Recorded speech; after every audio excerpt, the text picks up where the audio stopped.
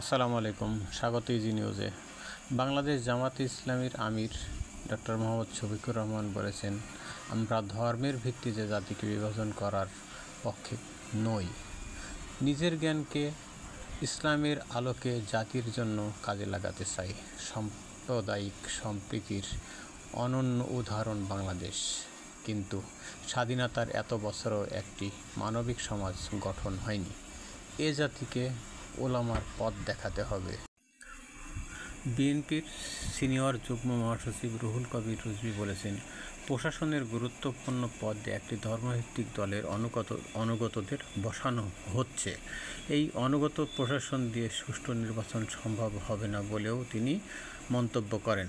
ফেব্রুয়ারিতে নির্বাচনের জন্য জনগণ প্রস্তুত, তারা পূর্বের মতো দামি নির্বাচন চায় না।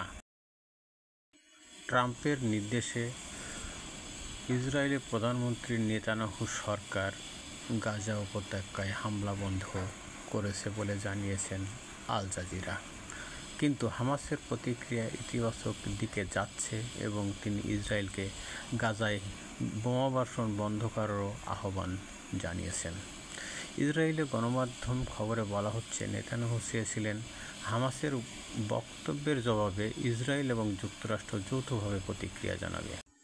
মার্কিন প্রেসিডেন্ট ডোনাল্ড ট্রাম্পের প্রস্তাবে সম্মত হামাস জিম্মি মুক্তি দিবে, তবে বিদেশিদের শাসন ব্যবস্থায় রাজি নয় হামাস।